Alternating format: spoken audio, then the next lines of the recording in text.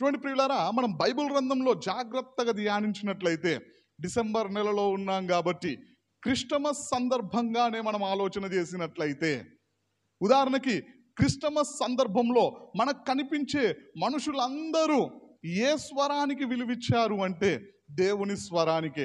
ఉదాహరణకు మనం బైబిల్ గ్రంథంలో నుండి ఓ 4-5 జీవితాలను త్వరగా ఆలోచన చేసినట్లయితే, మొదటి వ్యక్తి ఎవరు అంటే మరియా.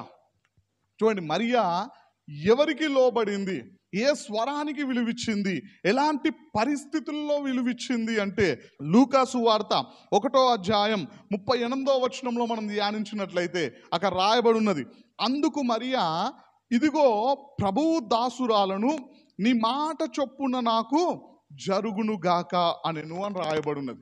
మనందరికీ తెలిసినటువంటి సందర్భమే, ప్రతి సంవత్సరం మనం ధ్యానిస్తున్నటువంటి సందర్భమే, ఎన్నో మారులు విన్నటువంటి వాక్య భాగమే లేదా చదివినటువంటి వాక్య భాగమే. గాబ్రియల్ దూత అంట 6వ నెలలో మరియ దగ్గరికి వచ్చి మాట్లాడుతూ ఉంటుంది. మనందరికి తెలిసినటువంటి సందర్భమే. మరియకు గాబ్రియల్ దూత ఒక శుభవచనాన్ని తెలియపరిచినది. ఏమిటి ఆ శుభవచనము అంటే, అమ్మా, నీవు పరిశుద్ధాత్మ ద్వారా గర్భము ధరించబోతూ ఉన్నావు. చూడండి, ఆ మాట విన్నప్పుడు మరియ పరిస్థితి లేదా మరియకున్నటువంటి ఆలోచనలు ఏమిటి అని మనం ఆలోచన చేసినట్లయితే, కన్యకగా ఉన్నటువంటి ఒక స్త్రీ ప్రదానము చేయబడిన తర్వాత వివాహము కాక మునుపు, వారిద్దరూ ఏకము కాక మునుపు గర్భము ధరిస్తే జరిగే పరిస్థితులు ఏమిటి అని చెప్పేసి మరియకు తెలియదా అంటే తెలుసు.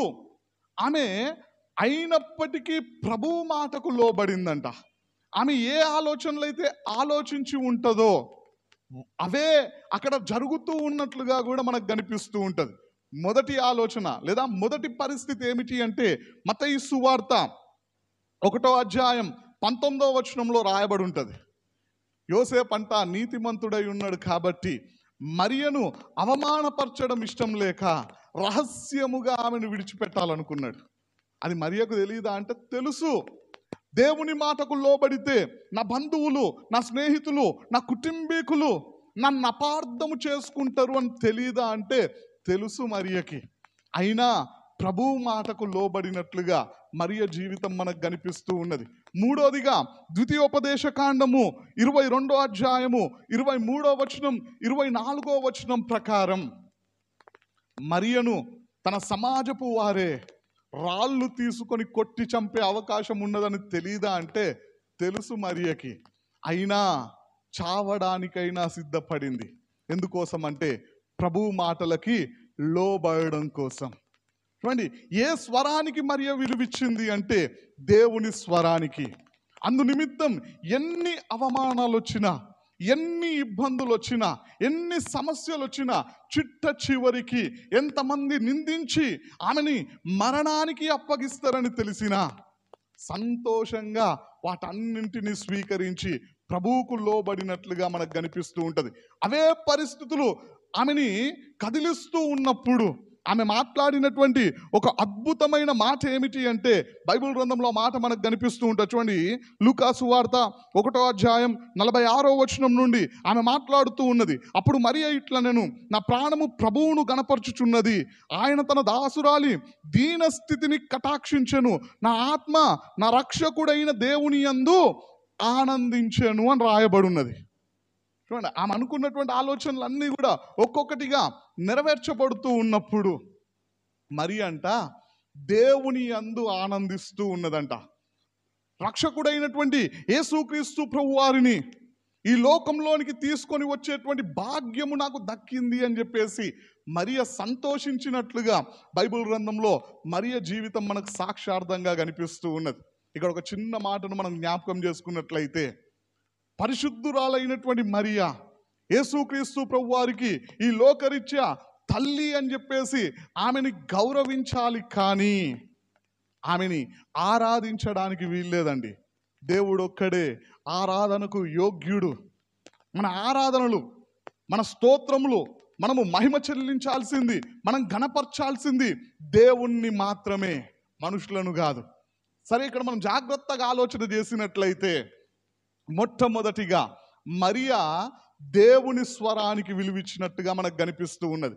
రెండోదిగా మనం ఆలోచన చేసినట్లయితే నీతిమంతుడైన యోసేపు అని చెప్పేసి యోసేపు జీవితం మనకు బైబిల్ గ్రంథంలో కనిపిస్తూ ఉంటుంది. చూడండి, ఆయన కూడా ఏ స్వరానికి విలువిచ్చాడు అంటే దేవుని స్వరానికే.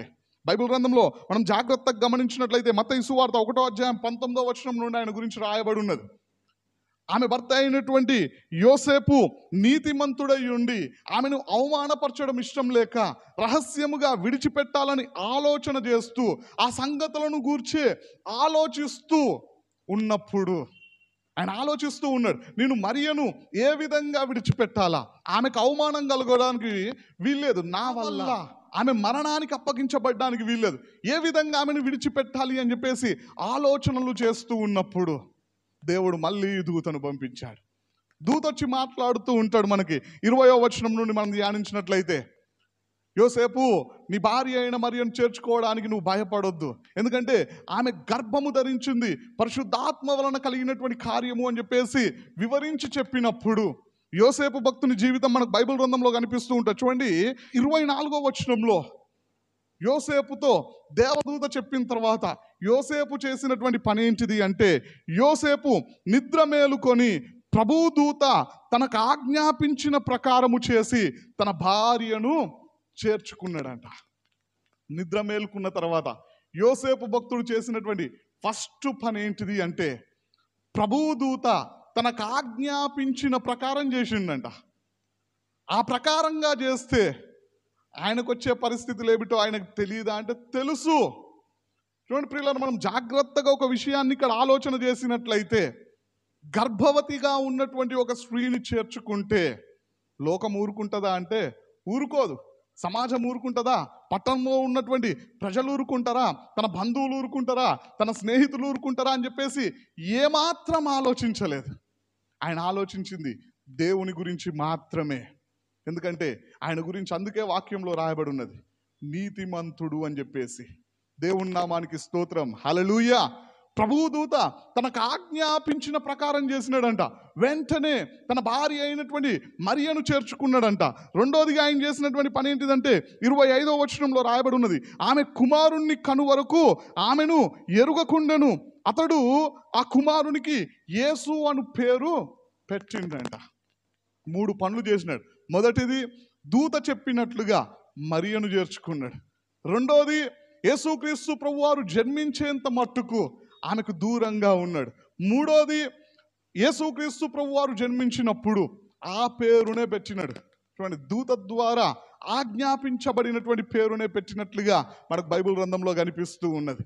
చూడండి, ఈ పనులన్నీ చేస్తే ఇందాక చెప్పినటువంటి వాక్య భాగమే ద్వితీయోపదేశ కాండం 22వ అధ్యాయం 23, 24 వచనాల ప్రకారం మరియతో పాటు యోసేపును కూడా రాళ్లతో కొట్టి చంపుతారు.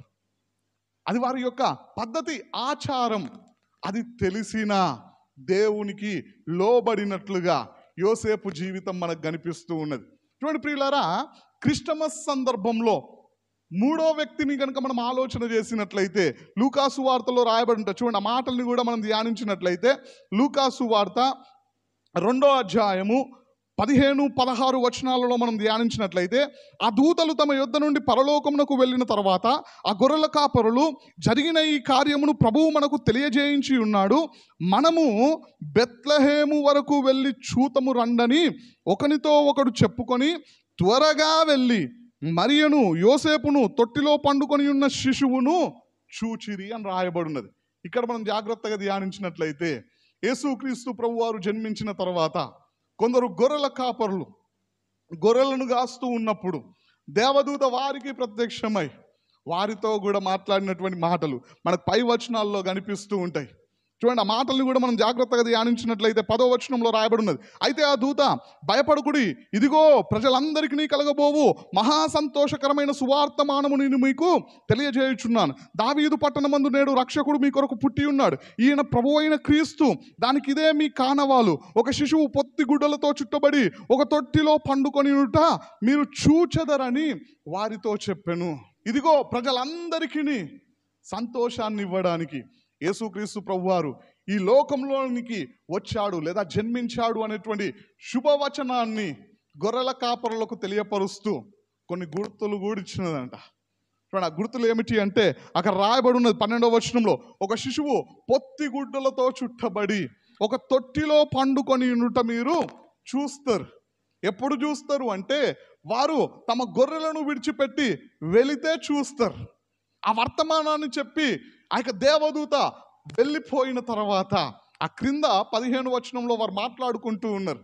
దేవుడు మనకి ఈ సంగతులు అన్నీ తెలియపరిచాడు కదా, మనం ఏం చేద్దామంటే బెత్లెహేం వరకు వెళ్దాం అని చెప్పేసి ఆలోచనకు వచ్చినారంట. ఒక నిర్ణయాన్ని తీసుకున్నారంట. దేవదూత చెప్పిన ప్రకారం మనం బెత్లెహేం వరకు వెళ్దాం. అదేమైనా ఉదయకాలమా మధ్యాహ్నమా అంటే రాత్రి వేళ. ఆ రాత్రే వారు బయలుదేరి వెళ్ళినారంట. ఏ విధంగా వెళ్ళారంటే త్వరగా వెళ్ళినారంట. ఆతృతతో సంతోషముతో వారు పరిగెత్తుకొని వెళ్ళి దేవదూత చెప్పిన ప్రకారంగా అన్నింటినీ వారు చూసినట్లుగా మనకు కనిపిస్తూ ఉంటుంది. చూడండి, ఇక్కడ కూడా మనం జాగ్రత్తగా గమనించినట్లయితే గొర్రెల కాపరులు కూడా దేవుని మాటకు లోబడినారు. ఈ సందర్భంలో 4వ వ్యక్తి గురించి కూడా మనం ఆలోచన చేసినట్లయితే మత్తయి సువార్తలో రాయబడి ఉంటుంది. చూడండి, వారి గురించి కూడా మత్తయి సువార్త 2వ అధ్యాయము 12వ వచనంలో మనం ధ్యానించినట్లయితే, తరువాత హేరోదు నొద్దకు వెళ్ళవద్దని స్వప్నమందు దేవుని చేత బోధింపబడిన వారై వారు మరి ఒక మార్గమున తమ దేశమునకు తిరిగి వెళ్ళిపోయినారంట. జ్ఞానుల గురించి రాయబడి ఉన్నది. మనందరికి తెలిసినటువంటి సందర్భమే. జ్ఞానులు నక్షత్రాన్ని చూసి లోకరక్షకుడు జన్మించాడని చెప్పేసి వారు నక్షత్రాన్ని గమనిస్తూ యూదయ ప్రాంతానికి వచ్చిన తర్వాత వారి స్వంత నిర్ణయాన్ని తీసుకున్నారు. అక్కడ రాజు ఎక్కడ జన్మిస్తాడు అంటే రాజు కుటుంబంలోనే. కాబట్టి హేరోదు దగ్గరికి వెళ్ళి వారు అడిగినటువంటి మాటలన్నీ మనకు తెలిసినటువంటి సందర్భమే. మనం పై వచనాల్లో మాటలను ధ్యానిస్తే కూడా మనకు అర్థమవుతూ ఉంటుంది. యూదుల రాజుగా పుట్టినవాడు ఎక్కడ ఉన్నాడు అని చెప్పేసి ప్రశ్నించినప్పుడు హేరోదుతో పాటు అక్కడ ఉన్నటువంటి వారందరూ కలవరపడ్డారంట. చిట్ట చివరికి హేరోదు కపటోపాయము చేత జ్ఞానులతో మాట్లాడి వారిని పంపించిన తర్వాత మళ్ళీ వారికి నక్షత్రం దారి చూపిస్తూ ఉన్నప్పుడు ఆ నక్షత్రాన్ని వెంబడిస్తూ యేసుక్రీస్తు ప్రభువారు ఉన్నటువంటి ఇంటిలోనికి వెళ్ళి సంతోషంగా అత్యానందభరితులై వారు తీసుకొని వచ్చినటువంటి కానుకలను సమర్పించినట్లుగా మనకు కనిపిస్తూ ఉంటుంది. అప్పుడంట దేవుడు వారితో మాట్లాడుతూ ఉన్నాడు. చూడండి, ఏమని మాట్లాడుతూ ఉన్నాడు అంటే, మీరు తిరిగి హేరోదు దగ్గరికి వెళ్ళొద్దు, ఎందుకంటే ఆయన ఈ శిశువును చంపాలనే ఆలోచనతో ఉన్నాడు. మీరు వేరే మార్గం గుండా వెళ్ళండి అని చెప్పేసి బోధింపబడినప్పుడు జ్ఞానులు చేసినటువంటి పని ఏంటిది అంటే హేరోదు రాజు ఇచ్చినటువంటి ఆజ్ఞకు లోబడలేదండి. దేవుని చిత్త ప్రకారం వేరే మార్గము గుండా వెళ్ళిపోయినారంట. అది గనక వారు వెళ్ళక మునుపే వేరే మార్గంలో వెళ్తున్నారని చెప్పేసి హేరోదు రాజుకు తెలిస్తే యేసుక్రీస్తు ప్రభు వారితో పాటు ఈ జ్ఞానులను కూడా చంపించడానికి అవకాశం ఉంటుండే.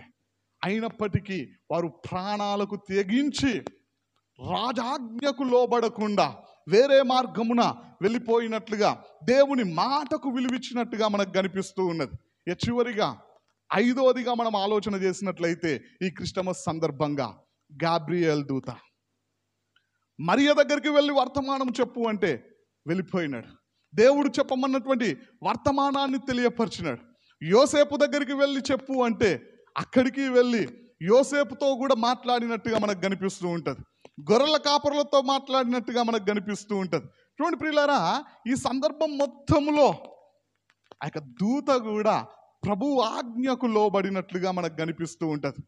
ఇద్దరు యవనస్తుల యొక్క విధేయత యేసుక్రీస్తు ప్రభువారు ఈ లోకంలో జన్మించడానికి కారణమైందండి. యోసేపు మరియల విధేయత, గొర్రెల కాపరులు లోబడినట్టుగా మనకు కనిపిస్తూ ఉన్నది. జ్ఞానులు దేవునికి లోబడినట్టుగా మనకు కనిపిస్తూ ఉన్నది. దూతలు దేవునికి లోబడినట్లుగా మనకు కనిపిస్తూ ఉన్నాయి.